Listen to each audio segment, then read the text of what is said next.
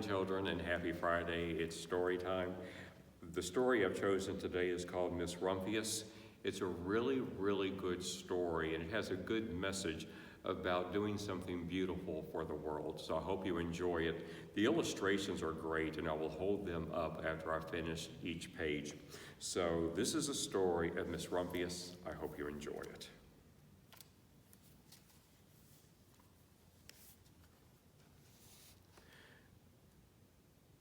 The Lupin lady lives in a small house overlooking the sea. In between the rocks around her house grow blue and purple and rose-colored flowers. The Lupin lady is little and old, but she has not always been that way. I know. She is my great aunt, and she told me so. Once upon a time, she was a little girl named Alice, who lived in a city by the sea. From the front stoop, she could see the wharves and the bristling masts of tall ships. Many years ago, her grandfather had come to America on a large sailing ship.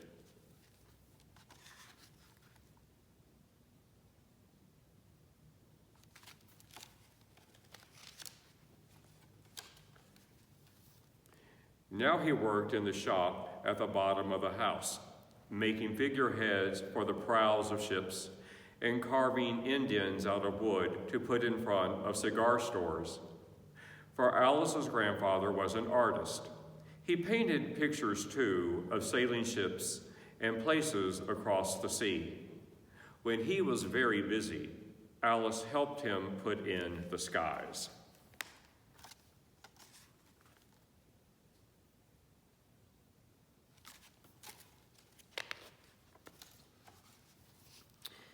In the evening, Alice sat on her grandfather's knee and listened to his stories of faraway places. When he had finished, Alice would say, "When I grow up, I too will go to faraway places. And when I grow old, I too will live beside the sea." "That is all very well, little Alice," said her grandfather, "but there is a third thing you must do." "What is that?" asked Alice. "You must do something to make the world more beautiful," said her grandfather. "All right," said Alice, but she did not know what that could be. In the meantime, Alice got up and washed her face and ate porridge for breakfast. She went to school and came home and did her homework, and pretty soon she was grown up.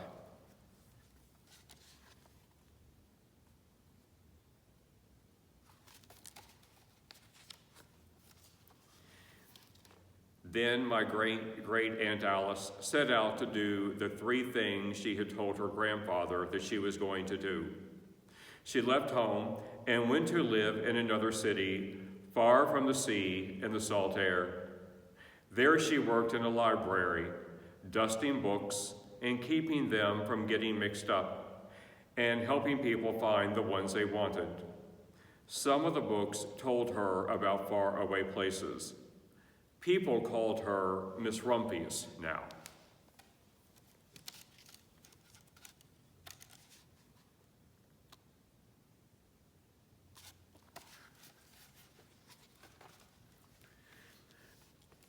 Sometimes she went to the conservatory in the middle of the park.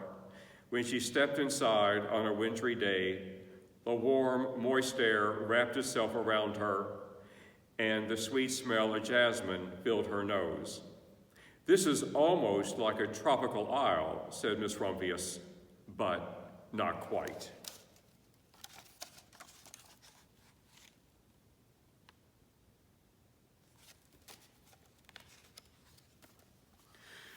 So Miss Rumphius went to a real tropical island where people kept cockatoos and monkeys as pets. She walked on long beaches, picking up beautiful shells. One day, she met the Bapa Raja, king of a fishing village. "You must be tired," he said. "Come into my house and rest."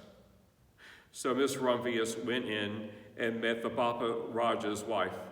The Bapa Raja himself fetched a green coconut and cut a slice off the top so that Miss Rumphius could drink the coconut water inside.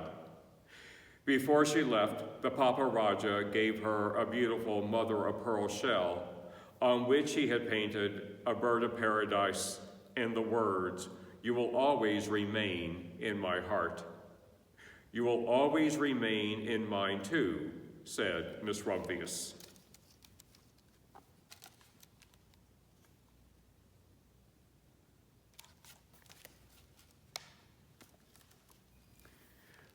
My great Aunt Alice Rumphius climbed tall mountains where the snow never melted. She went through jungles and across deserts. She saw lions playing and kangaroos jumping, and everywhere she made friends she would never forget. Finally, she came to the land of the lotus eaters, and there, getting off a camel, she hurt her back. "What a foolish thing to do," said Miss Rumphius. "Well, I have certainly seen faraway places. Maybe it is time to find my place by the sea." And it was, and she did.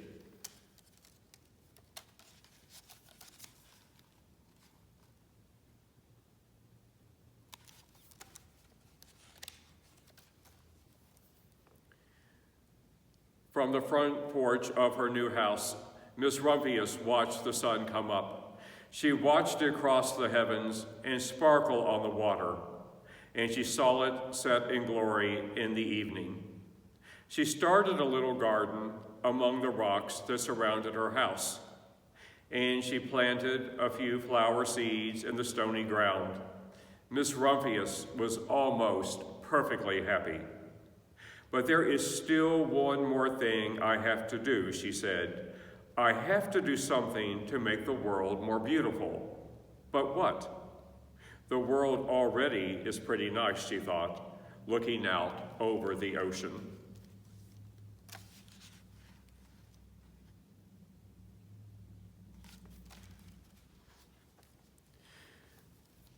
The next spring, Miss Rumphius was not very well. Her back was bothering her again, and she had to stay in bed most of the time.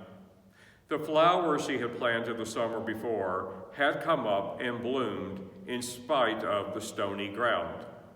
She could see them from her bedroom window, blue and purple and rose-colored. "Lupins," said Miss Rumphius with satisfaction. "I have always loved lupins the best. I wish I could plant more seeds this summer so that I could have still more flowers next year." But she was not able to.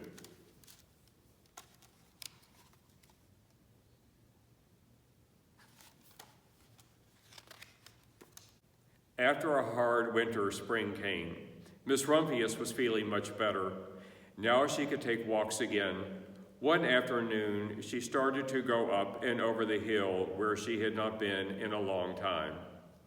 "I don't believe my eyes," she cried when she got to the top. For there on the other side of the hill was a large patch of blue and purple and rose-colored lupins. "It was the wind," she said as she knelt in delight. "It was the wind that brought the seeds from my garden here, and the birds must have helped." Then Miss Rumphius had a wonderful idea.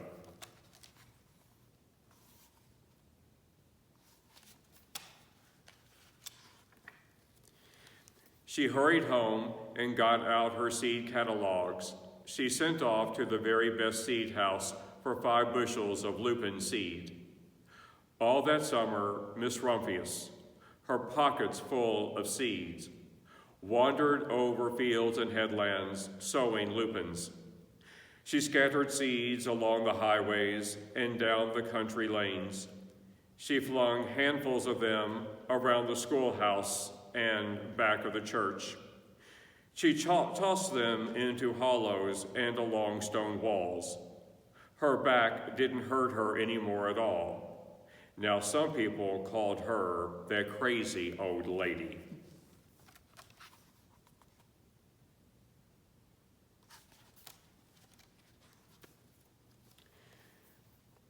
The next spring, there were lupins everywhere. Fields and hillsides were covered with blue and purple and rose-colored flowers. They bloomed along the highway and down the lanes. Bright patches lay around the schoolhouse and back of the church. Down in the hollows and along the stone walls grew the beautiful flowers. Miss Rumphius had done the third, the most difficult thing of all.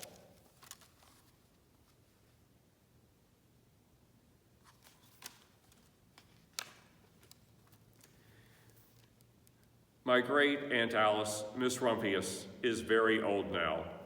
Her hair is very white. Every year there are more and more lupins. Now they call her the Lupin Lady. Sometimes my friends stand with me outside her gate, curious to see the old lady who planted the fields of lupins. When she invites us in, they come slowly. They think she is the oldest woman in the world. Often she tells us stories of faraway places. When I grow up, I tell her, I too will go to faraway places and come home to live by the sea. That is all very well, little Alice, says my aunt, but there is a third thing you must do. What is that, I ask. You must do something to make the world more beautiful. All right, I say.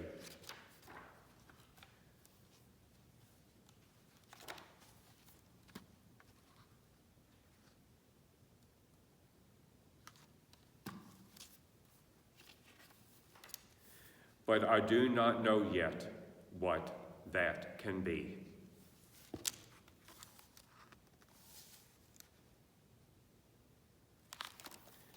So kids, the challenge is, like Miss Rumphius, to do something to make the world more beautiful.